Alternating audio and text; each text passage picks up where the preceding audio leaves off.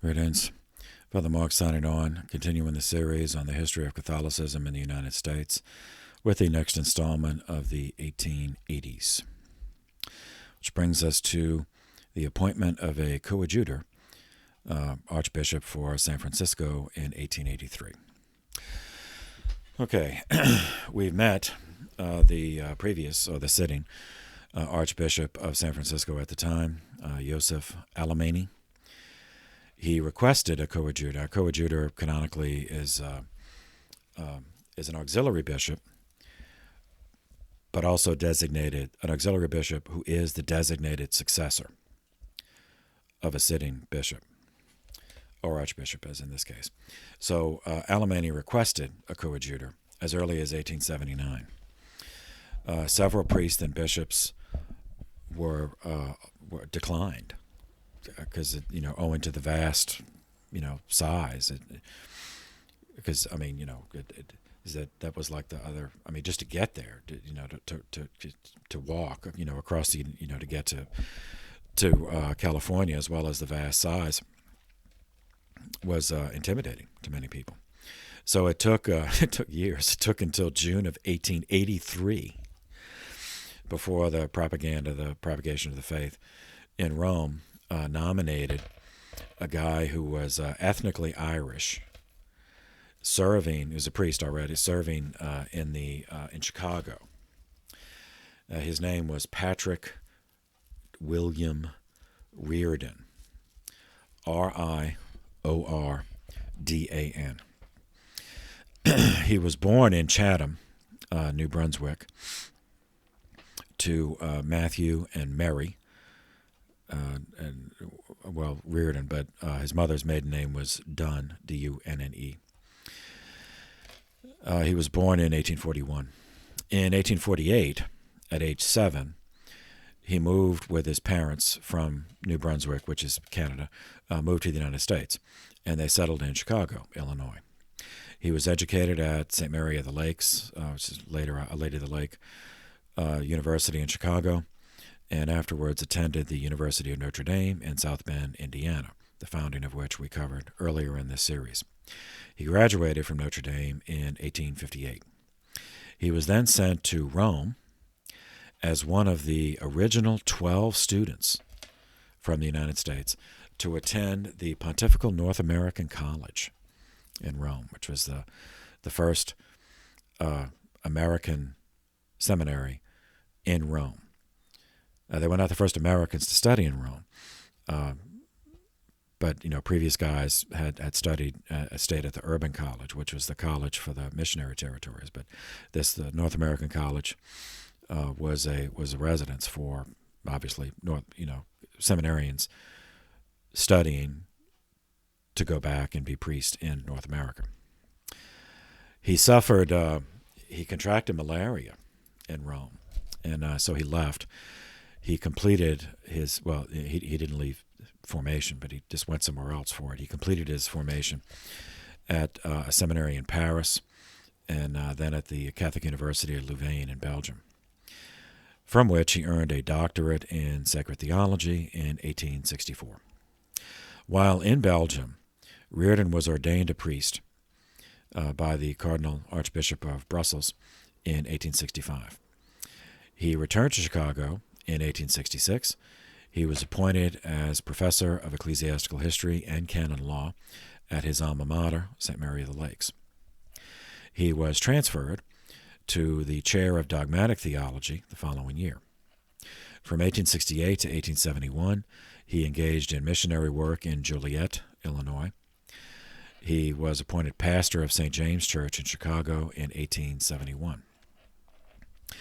On July 17, 1883, Reardon was appointed coadjutor Archbishop of San Francisco, California, by Pope Leo XIII. He was ordained a bishop on the following September 16th by Archbishop Patrick Feehan, along with bishops, at the time Bishop William McCluskey and Silas Chittard as co-consecrators. Upon the resignation, the retirement of Archbishop Alemany on December 28th, the following year, 1884, Reardon automatically succeeded him as the second Archbishop of San Francisco. He stayed for the next 30 years. During his 30-year tenure, Archbishop Reardon built St. Mary's Cathedral. He established St. Patrick's Seminary. He was there for the great earthquake, well, not great, but, infamous earthquake in 1906, the San Francisco earthquake. He visited people living in temporary camps, celebrated open-air masses, and was completely supporting of the secular establishment with the motto, "We shall rebuild." In December of 1914, Reardon contracted a severe cold, which developed into pneumonia, and he died 5 days later in the Archbishop's house on Fulton Street, his residence in San Francisco, at the age of 73. He was buried, and his remains was still there in the Archbishop's crypt in Holy Cross Seminary in Colma, California. And we'll encounter him a few times coming up, because he's going to be involved in the Americanism controversy. Anyway, he was coadjutor 1883. The following year, 1884, a Maine-born engineer, mixed of ethnic. His mother was British, his father was American, but he was born in Maine, so he was born American. His name was Hiram Maxim, Maxim. Born in 1840, died 1916. In 1884, he designed a rifle with a multi-part barrel that moved like a piston, using the natural recoil from firing. Firing a bullet it's an explosion. It's a controlled explosion. So he engineered a way to use the natural recoil from that act, that mechanical energy, to provide the force needed to eject the spent cartridge from the rifle and load another cartridge into the chamber to fire the next. So this automatic action rifle came to be conventionally referred to as the machine gun. Now that's, in a sense, all guns are machines. They don't occur in nature, so they all are machined, at least. So more properly, the action of how loading, firing, and reloading takes place. That was the innovation. So this is an automatic action rifle. Rather than a single action or a double action or a semi-automatic. This is an automatic action rifle. So conventionally, it's the machine gun. This was more efficient than the existing rapid-fire projectile weapon, which was the Gatling gun. The Gatling gun had 10 barrels around a central, name's with us. Barrel. Anyway, they went a circular, and they would rotate. So they had 10 barrels and that would rotate, but they needed a hand crank. So there was still that manual. It wasn't automatic. So they were hand cranked, and that was invented during the American Civil War by Richard Gatling, hence the Gatling gun. So this Maxim gun, the automatic action weapon, was a real, engineering advance in the technology, and warfare would never be the same. And as an additional historical note, his son, also named Hiram, later invented the silence. Well, I know this is never complete silence, but the sound suppression initially for rifles, and later they figured out how to reduce it for pistols. Same year, 1884. Now this one we have to spend more time on because this more directly impacted the church. In 1884, an organization called the Knights of Labor was condemned. 2 years later, in 1886, that condemnation was reversed, at least partially, and the Knights of Labor were reaccepted by the church, given certain modifications. All right, so the background of this. An event related to a Canadian group of Knights of Labor triggered a controversy that became public and literally international, at least between the Canada, United States, and Rome. The controversy between the Knights of Labor as an organization against the Catholic Church. In 1884, the Archbishop of Quebec in Canada, whose name was Eleazar Taschereau, Taschereau,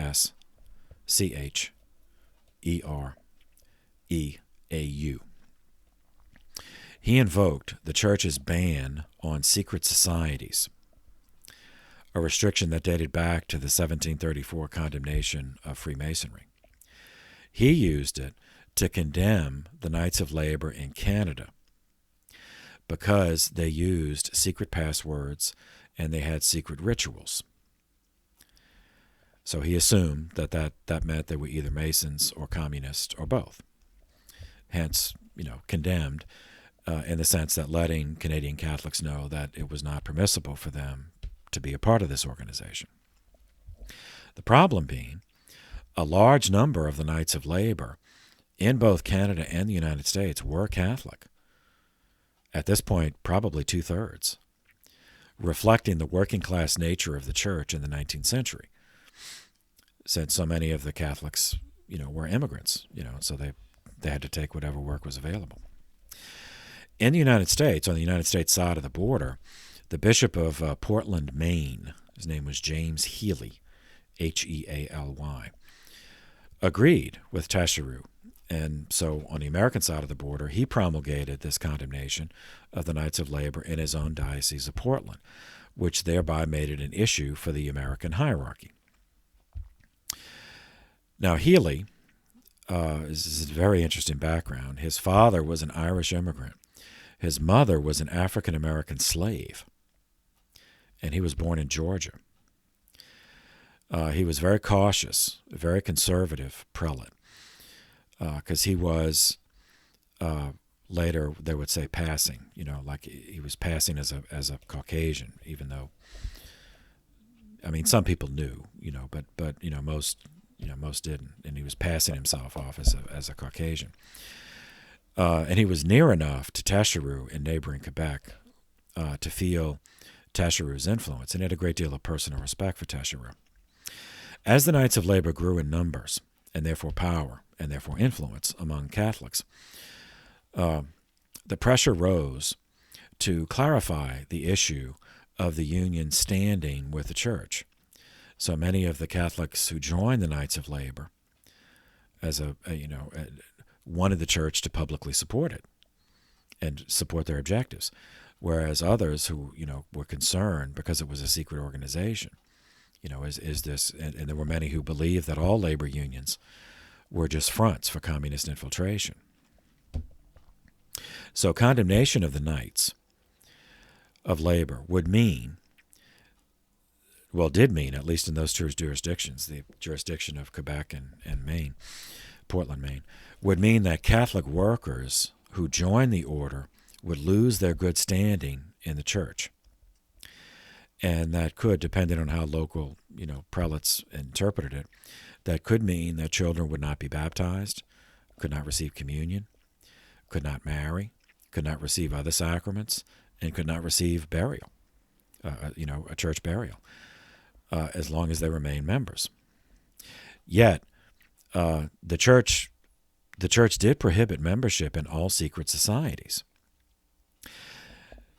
A pastoral letter signed by all the existing American archbishops and bishops at the Third Plenary Council of Baltimore in 1884, which we haven't gotten to yet, but we will. I'll read it here because it's relevant. This is one sentence excerpt. There is one characteristic which is always a strong presumption against a society, and that is secrecy. Our divine Lord himself has laid down the rule. Every one that doth evil hateth the light, and cometh not to the light, that his works may not be reproached. But he that doth truth cometh to the light, that his works may be made manifest, because they are done in God. When, therefore, associations veil themselves in secrecy and darkness, the presumption is against them. The presumption rests with them to prove that there is nothing evil in them. End quote. Okay, is this just? Well, the Knights of Labor did, in fact, conduct their activities in secret, and they kept the very name secret for a time. But this was because they feared employers would discover Knights working in their factories, mines, and shops and then fire them, because employers didn't want labor unions. Church leaders, at least some of them, also feared that the order was a breeding ground for anti-religious sentiment, like socialism and communism. And even those who weren't that far, they believed that just the idea of labor unions banding together to intimidate and pressure employers for more wages, that was unfair, that represented, some form of theft or some, rooted in a philosophy of coerced redistribution of wealth, and that was inherently socialist or communist, collectivist, and therefore anti-Catholic. Also, the Knights, as far as strikes, the Knights approved strikes only as a last resort, and we'll see that's going to cause a rift within them. And there were those among the Catholic population as well as hierarchy that feared worker activism would trigger violence, that even if they went on strike as a last resort, that strikes so often became violent, and that because the membership was so overwhelmingly Catholic that the church would get blamed for it. Now, not all church leaders thought this way. Some, such as a later Cardinal Archbishop of Baltimore, James Gibbons, sympathized with the plight of the Knights of Labor. So, after Taschereau and Healy did what they did, Archbishop Gibbons of Baltimore, which is the ranking, was the eldest, at least the first see in the United States, he wrote to all the archbishops in the United States, and asking that they give their opinion on the condemnation of secret societies in general and the Knights of Labor in particular, that they be prepared to explain those opinions in October, at a meeting in October of 1886. The archbishops who responded unanimously opposed any condemnation of one society, one secret, specifically the Ancient Order of Hibernians, and which was a veterans group, obviously Irish, but specifically a group for initially of Irish veterans. However, the archbishops were divided 9-2 on the Knights of Labor, whether that should be exempt, whether that should be accepted, even though it had some elements of secrecy. And so the case was referred to Rome. In January of the next year, both Gibbons and Taschereau were named cardinals, for which they had to go to Rome. So in Rome, to get his red hat and to go through the ceremony of installation into the college, on February 20th, 1887, Gibbons presented a letter to the Propagation of the Faith, which then had jurisdiction over the American church. In the letter, he argued forcefully for the rights of workers, and in the that workers needed, that in the American system there was so little protection for workers, and therefore leaving open such a wide latitude for exploitation that it was legitimate for them to organize in self-defense. So Gibbons combined practical points in his letter about the possibility of embittering millions of workers and turning them against the church, with a morally right church condemnation, the necessity for a church condemnation of tyranny, with which many very rich corporations, quote, as he phrased it in the letter, inhumanely oppress the poor. So the way the summary of the letter, quote, we should not condemn labor, yet let capital go free. In the summer of 1888, the Holy Office, which is now the Congregation for the Doctrine of the Faith, decreed that the Knights of Labor could be tolerated as long as they remain free of communist or socialist ideas. 4 years later, moved by this and other events in the emerging Industrial Revolution, and echoing some of Cardinal Gibbons' arguments on behalf of the Knights of Labor, Pope Leo XIII issued his famous encyclical on economic issues titled Rerum Novarum, of New Things, in which Pope Leo affirmed, at the level of papal magisterium, affirmed the rights of workers to organize, as well as the Church's commitment to support the well-being of those who must labor, the laboring classes. So, herein, with this, Gibbons' advocacy on their behalf, as well as it working with Pope Leo, here was born a strong relationship between the 19th century US Catholic Church and organized labor, which endured into the 20th century. Not all the 20th century, but at least, went into some of the 20th century.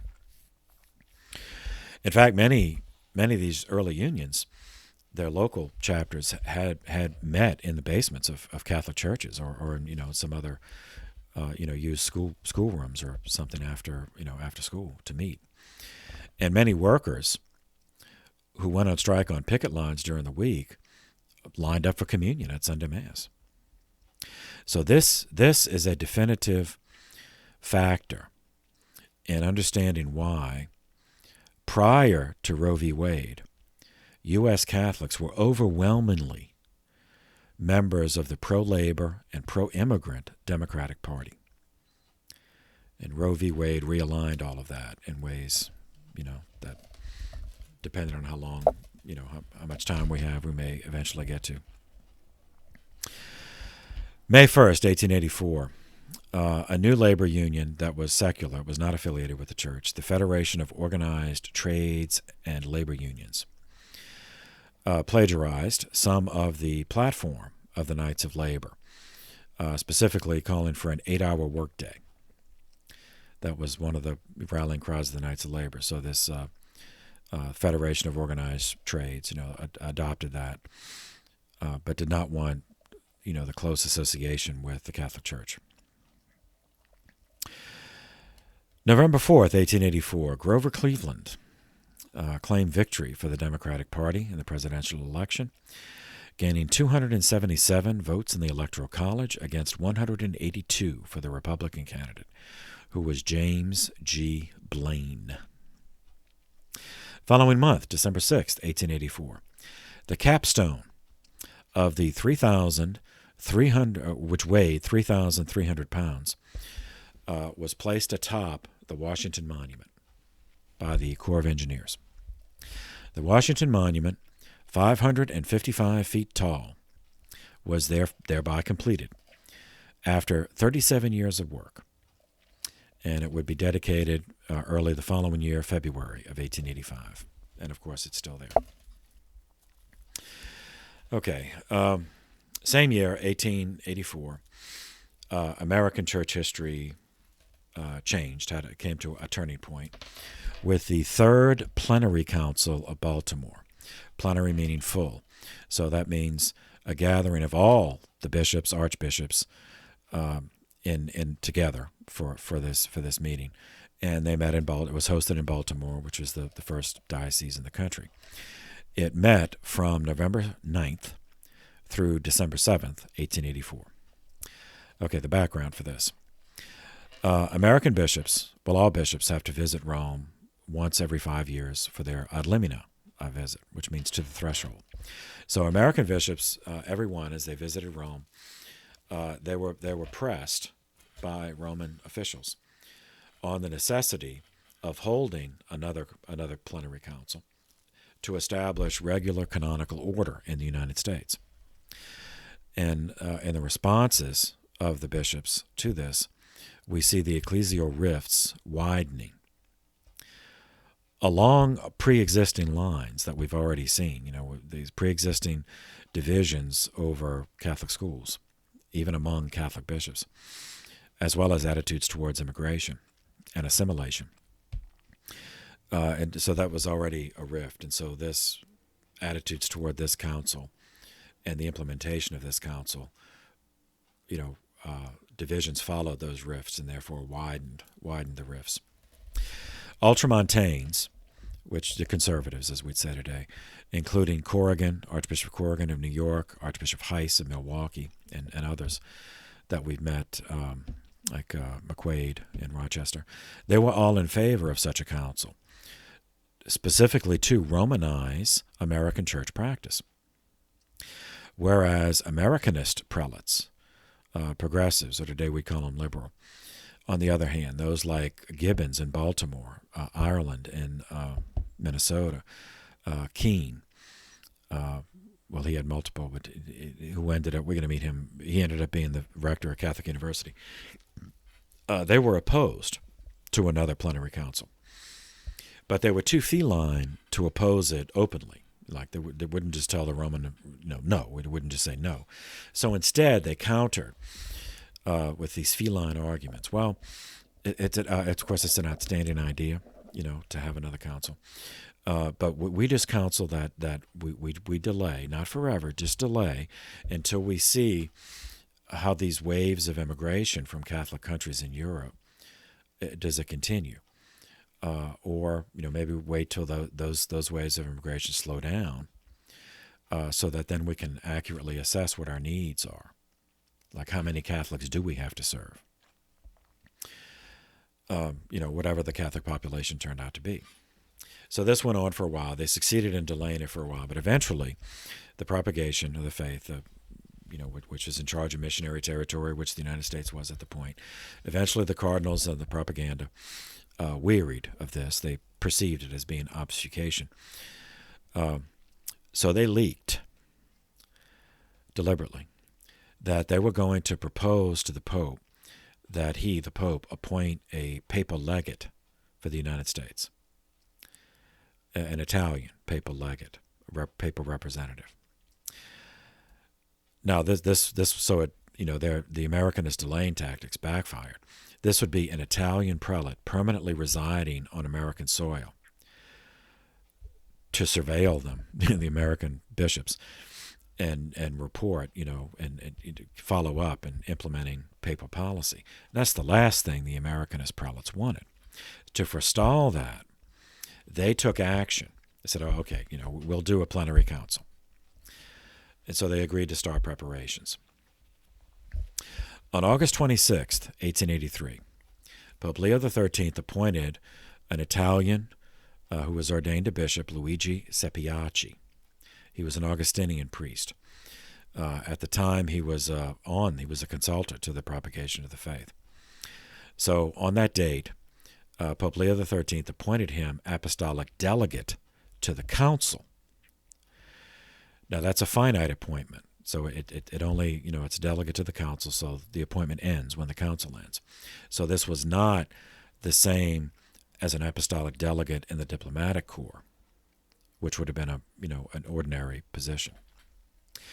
Still, Cardinal Gibbons and Bishop Keene protested, and other Americanists protested, that sending an Italian would simply validate the endlessly repeated anti-Catholic, anti-popery slanders that Catholics could not be good citizens because they were in fact subjects of a foreign Italian prince. Further, they reminded the propaganda of the riots, literally the riots, that occurred when a previous Roman prelate visited, Cardinal Bedini, in 1853, which we covered earlier in this playlist. So eventually, the propaganda relented, and Pope Leo rescinded the appointment. But propaganda, they did not. They weren't going to completely trust the Americans to do this council on their own. So propaganda did formulate a list of chapter headings for the final documents of the council. So they wanted the council to address every one of those headings, and in the response have documents, under each one of those headings, to ensure that all the topics of Vatican interest were handled. So to this end, the cardinals of the propaganda met in October of 1883 to plan an agenda Now, that agenda was based on the Conroy Report, which we covered earlier for his visit 1877 and 78. And we saw, how very critical it was of the way the American church was developing. So the working document that was prepared by propaganda, it was written by a Jesuit Cardinal Johann or Baptiste, or John Baptist, Johann Baptiste Franzelen, Franzelen.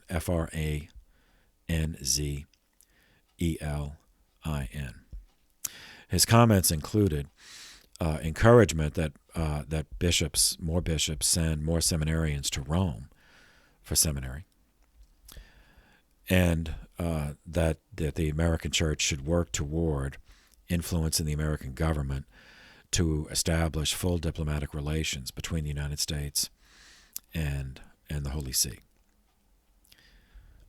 Which the highest level in that case, then they would accept an ambassador. The United States would accept an ambassador, exchange ambassadors, and the Holy See's ambassador would have the title of an apostolic nuncio. Further, earlier in this playlist, we covered how often and the reasons why so many appeals were made to Rome mostly by priests against their bishops. And one of the reasons we saw previously is that the church at the time did not have a single code of canon law, and would not until 1917. So prior to that, such as the time we're covering now, the church did have canon law, of course, but the canon law was based on precedents, on decrees, on councils, documents, the apostolic constitutions, and on so many. And even local councils. So the United States had plenary councils prior to this. 2 plenary councils met in Baltimore, as well as synods, local synods, provincial synods, Baltimore and others. The previous plenary councils in Baltimore, Baltimore I was 1852, and Baltimore II, 1866. It also should be noted, by way of context, that the diocese, and after 1808, Archdiocese of Baltimore, included the capital of the country. Washington, D.C. was in the Archdiocese of Baltimore until 1947, when D.C. was made its own archdiocese, included not only the district but also some counties in Maryland. Anyway, okay, so propaganda met in October. 1 month later, November 13th, 1883, the American archbishops, except for the Archbishop of San Francisco, Reardon, who didn't make the trip yet, but so the others, apart from him, met with officials of the propagation of the faith in Rome. Cardinal Gibbons brought with him as an advisor an Irish priest, an American priest of Irish ancestry, named Dennis O'Connell. Remember that name. We're going to meet him. He became, figured prominently in the Americanism controversy. So at this meeting, the November 1883 meeting, Gibbons and O'Connell and other Americanists managed to persuade Rome to reformulate some of the positions and demands that they had formulated in the draft of the previous month. For example, in the original draft, the original Roman draft, Rome wanted the establishment of cathedral chapters in dioceses, which would include irremovable members, and members who could not lose their position if the bishop was mad at them, and that the consent of those irremovable members would be necessary for the highest level temporal governance of the diocese, like buying and selling property, that incurring debts. So the Americanists didn't want that. So they successfully persuaded Rome to substitute diocesan consultors instead of cathedral chapters. And those diocesan consultors could be removable by a bishop. In return, the Americans agreed to establish to create irremovable rectors or pastors, that could not be removed from their position by the bishop against their will. But the number of those was not specified. Further, the Americans agreed, in accord with Roman demands, that each diocese would establish its own tribunal, its own court, and that those courts would be staffed by clergy trained in canon law.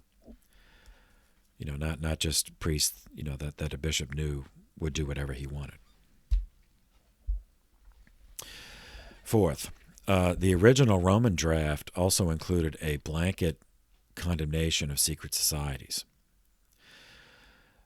taking as axiomatic that all secret societies were either Masonic or communist or both. The Americans managed to have that attenuated to grant each bishop competence to examine each case, each society, case by case, and consult with the Holy See only prior to any public condemnation.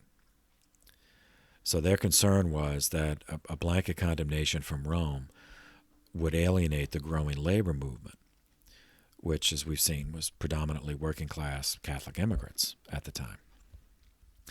So when that November meeting disbanded, Archbishop Gibbons remained behind. That's Baltimore. Now, no record has been preserved of his subsequent private discussions with whoever it was he talked to. But he stayed for a reason, and he stayed to talk to people. And, it wasn't just friends. He stayed to talk to cardinals. But he emerged, whoever he talked to, he emerged with appointment as the papal delegate to the council that they were planning, which turned out to be the Third Plenary Council of Baltimore in 1884. Now, in itself, this appointment as papal delegate was not unusual, since Rome accepted their argument about the danger of sending an Italian. Further, by way of precedent, the delegate to the First Council of Baltimore in 1852 had been Francis Kenrick, who was Archbishop of Philadelphia. The papal delegate to the Second, Baltimore II, in 1866, had been the host, who was the Archbishop of Baltimore, at the time Martin Spalding, whom we already met. Now, since it's in Baltimore again, and now Gibbons is the sitting Archbishop of Baltimore, he in effect was the host. So his selection ordinarily would not have raised comment, except that one thing was different this time from the previous two. This time, the Archbishop of New York, Archbishop McCluskey, was a cardinal. At the time, McCluskey was the only American cardinal. Now, Gibbons later did become a cardinal, but at the time, McCluskey was the only American cardinal, so he clearly outranked Gibbons. So there were those who thought, he should have been, the papal delegate. Now, McCluskey himself did not object, because he was aging, he was in poor health, but there were many of his clerical adherents, such as his eventual successor, Corrigan, who were conservative, who were ultramontane. They resented this, that they felt that it was, that Rome was disrespecting someone they respected. And they saw it as Gibbons. They didn't like Gibbons. They saw him as, liberal and too friendly with socialists. And so they saw that this was a reptilian connivance by Gibbons to shame a better man. So even before this council met, the rifts and the antagonisms were already there. Okay, before the council could actually open, the Archbishop James Wood of Philadelphia died in June of 1883. Rome did not like any of the names on the initial turnout, the list of 3 names submitted by the provincial suffragans. So the Archdiocese of Philadelphia was left sede vacante for a year, no archbishop. Eventually, the propaganda decided to recommend to Pope Leo XIII, and he accepted transfer of a guy who had already been appointed coadjutor and therefore automatic successor to the Archdiocese of St. Louis. This guy's name was Patrick Ryan. The transfer of a coadjutor was irregular, but it was not it was not impermissible, just irregular. And Ryan was known to be an ultramontane, a Romanizer, pro-Rome, pro-papal type. So that neutralized some conservative objections. So the transfer took place on May 27th, 1884. All right, Baltimore III. There were 82 council fathers, meaning 82 were empowered to cast a vote. Now, they each brought, advisors and secretaries and staff, so there were more than 82 people at the council, but only 82 of them were empowered to vote. These were the 14 archbishops in the country, plus 61 bishops, 6 abbots, and 1 master general, superior general. The apostolic delegate, as we saw, was the papal representative was the host, Archbishop of Baltimore, Gibbons. At the time, he was not cardinal. He became cardinal 3 years later in 1886. Now, the composition of the American Catholic hierarchy at the time reflects some immigration patterns that we've been covering throughout the playlist. So, of those attending, there's 1 cardinal, 14 bishops, 61 bishops,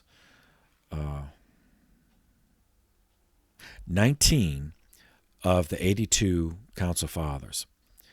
19 of them were born in Ireland. Another 14 were born in the United States, but of Irish ancestry, meaning the children of Irish immigrants. 9 of them were Anglo-Saxon in origin, tracing to either England or Scotland. 9 were natives of Germany, born in Germany, so German immigrants, while another 3 were born in the United States, but born to German immigrants. 8 were French, meaning French immigrants. 4 were Belgian immigrants. 2 were immigrants from Spain. 1 was actually born in Scotland, an immigrant from Scotland. 1 from Switzerland, 1 from Holland, and 1 from Scandinavia. By 1880, the Catholic population of the United States was 6.2 million out of a total population of 43.4 million. Also by 1880, immigrants from German-speaking countries outnumbered those immigrants from English-speaking countries, such as England, Ireland, and Scotland. The council opened with Mass in the Cathedral of the Assumption in Baltimore, with working sessions held at St. Mary's Seminary in Baltimore, at the time only half a mile away. We covered that foundation earlier when we covered Carroll, Bishop, the founding bishop, John Carroll. Gibbons appointed it as his secretary, as the first secretary of the council, his protege, Dennis O'Connell, and there were another 2 secretaries.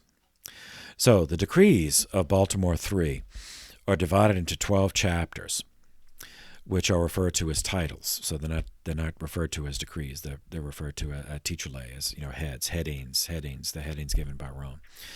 So we won't cover all of them, but for future American Catholic history, there are some things we do have to point to. So, Title II, Distinction 1, on the appointment of bishops.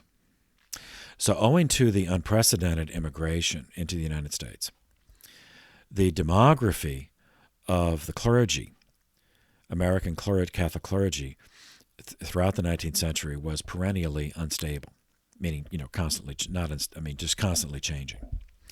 Therefore, Rome pressured the bishops at Baltimore III to a 3-part procedure to fill vacant dioceses. First, diocesan consultors and irremovable rectors were allowed to submit a terna, a list of 3 names, and send it directly to Rome. Parallel to that, the bishops of the province would also generate a terna, a list of 3 names, and send that to Rome. But neither of those groups was obliged to show the other or tell the other who the names were. nor were so they didn't have to agree. Second, the bishops of the province, they composed the Terna, sent it to Rome, but they also had to include a commentary on why they chose those three guys and why they placed them in the order that they did. Third, and if any, like if a majority of the bishops in the province agreed on the three names, but there was one or two or a minority who objected, then they were allowed to write their objection and send that to Rome too. Third, the archbishops, and at the time there were 14 in the country, the archbishops were to receive copies of the Terna for commentary and recommendation, but to Rome, not to the other groups. Now, Rome was not bound to accept any of this. And this, so Baltimore III did that's what Rome wanted, so Baltimore III agreed to do it, and that remained the procedure for filling vacant dioceses until 1908, when the United States was removed from the status of missionary, and therefore removed from the jurisdiction of the propagation of the faith, and made an ordinary diocese, at which point the Terna was still done, but it was sent to the consistorial congregation of the Curia rather than the propagation. And then later in 1916, this was amended when the United States accepted from Rome an apostolic delegation, an ordinary delegation, not a full ambassador yet. That wouldn't happen until Reagan was president, but the apostolic delegate, and then the Terna would still take place, but they'd go to the delegate, and then the delegate, would make his commentary, and then forward that to Rome. Title II, Distinction 5, Irremovable Rectors. So under pressure from Rome, Baltimore III, the bishops, American bishops, accepted and codified in this Title II, Distinction 5, that 1/10 of the rectors, or what we would now call pastors, 1/10 of the pastors in a diocese would be irremovable. Now that means that they had a right to refuse a transfer. Now to qualify as an irremovable rector, a priest had to have been ordained 10 years and to have been rector of a parish with a duly consecrated church, meaning not just a missionary priest, and a consecrated church that had a school, and of a parish that had sufficient revenue to sustain both the parish and the school without subsidy from the diocese. Then that person would qualify as being an irremovable rector. Okay, skipping down. Title V, Distinction 3, a Pontifical University. So the Baltimore Council Fathers codified in this section that it was time the United States had its own pontifical university, which we did not up to this point. So they voted to petition the Holy Father for permission, and they agreed to contribute whatever resources were necessary to make this a reality. Now, as this would be one of the issues that contributed to what became the Americanism Crisis after the council closed. We'll treat this in more detail later, but just seminarians for your notes. Just put in your notes here that this resulted in the creation of what is now the Catholic University of America in the capital, Washington, D.C., which still exists, and it is under the control of the American hierarchy, not a religious order. So it was not the first Catholic university. It was the first pontifical university. So other universities we've met, like Georgetown, is under the control of the Jesuits. Well, at least it was in its foundation. Notre Dame, under the control of the Holy Cross Fathers. But this Catholic university was and still is under the control of the American hierarchy. It was established in 1887. At least the charter was from 1887. And it continues to exist for now. Title VI, on parochial schools. That issue comes back again. So the Fathers of Baltimore III devoted considerable space in the final documents to the subject of Catholic education. as parochial schools would also figure prominently in the ecclesial hostilities of the coming years, the Americanism Crisis, it is instructive to read the thinking and the wording of that thinking of the Council Fathers in 1884 as a theological snapshot that we can compare to the behavior of the hierarchy in later years, between the end of Baltimore III in 1884 and the final condemnation of Americanism by Leo XIII in 1899. So here's an excerpt, quote, "Sound civilization must depend on sound education. It cannot be desirable that religion be excluded from school. To shut religion out of school and to keep it for home and church is, logically, to train up a generation that will consider religion good for home and church, but not for the practical business of real life." End quote. Now, that statement sounds like the basis for arguing that religious instruction should exist in public schools, and therefore that the American hierarchy should push to make that a reality. And indeed, there will be, as we'll see, both among Catholics and Protestants, those who advocated exactly that religion should be, at least prayer in public schools. Or more, that the public schools of the day should simply add an extra period at the end of the day in which religion would be taught. Not by public school teachers, but that, the clergy or whoever from the different churches would come and teach the children of their religion. Yet, the pastoral letter of this council contains a wording, that's almost contradictory, that would shape Catholic life for at least the next 100 years, and to some extent still shapes Catholic life in this country. Quote, "We have it in view to multiply our schools and to perfect them until every Catholic child in the land shall have within reach the means of education. No parish is complete until it has schools adequate to the needs of its children." End quote. So, Baltimore III's thought contains two parallel lines of reasoning on schools and education, which reflected the divisions that already existed within the hierarchy. In asserting that civilization depends on sound education and that religion cannot be excluded from proper education, the council seemed to justify the argument that religious instruction should be included in all public schools.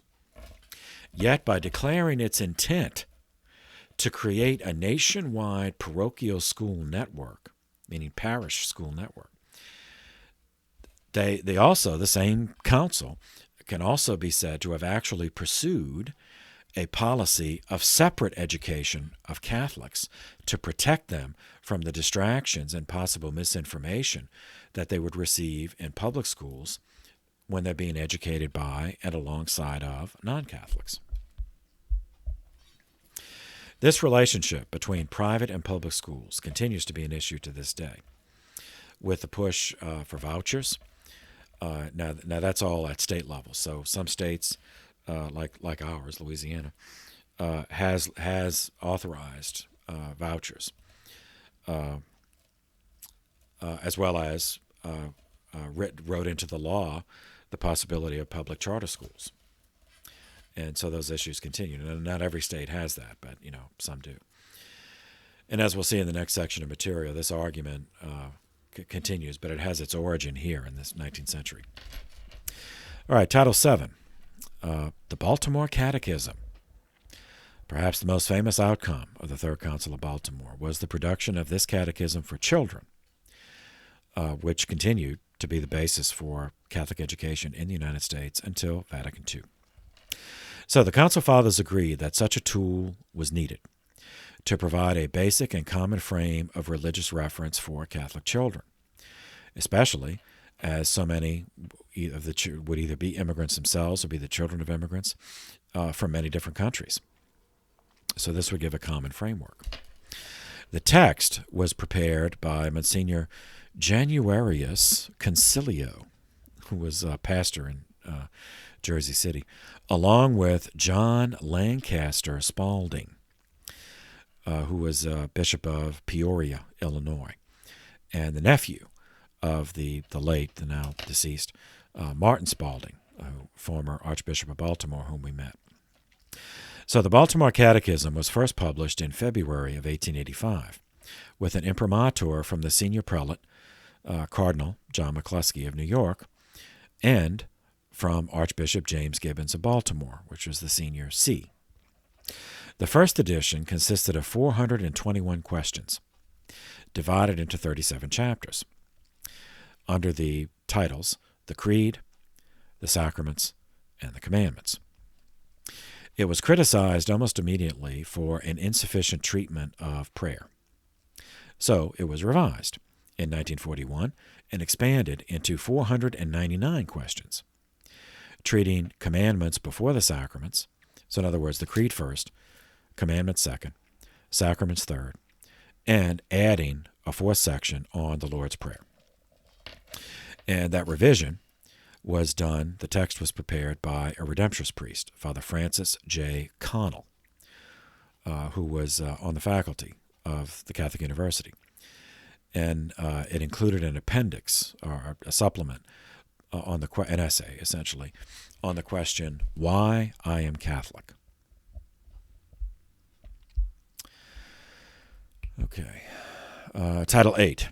On ethnic ministry, as we've seen, ethnic tensions, have been such an issue in the 19th century, and they continue today in the 21st century. So the Council Fathers could not avoid treating the most pressing issue facing the entire country at the time, and that was ethnic relations, all too often ethnic hatred. Both the condition of former slaves and their descendants, as well as the literally millions of immigrants entering the country each year. This also will become a huge issue of the Americanism crisis. But seminarians, for your notes, just record here that Baltimore III agreed that there would be ethnic parishes, meaning priests who could speak the languages of the groups involved, whether Italian or Polish or Czech, or Slovenian, whatever. However, there would not be ethnic dioceses. So that there would be no bishop in the United States in charge of all Italians in the United States. Now, as we'll see, the agreement among the bishops at Baltimore III was superficial. Within a few years, the bishops would be at each other's throats over this issue, even attacking each other in the newspapers of the day.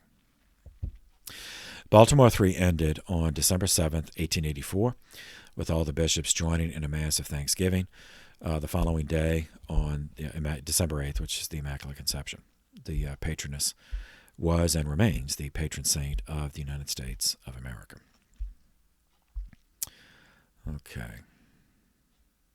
15 years passed between the close of the Third Council of Baltimore in 1884 and the condemnation of Americanism by Pope Leo XIII in 1899.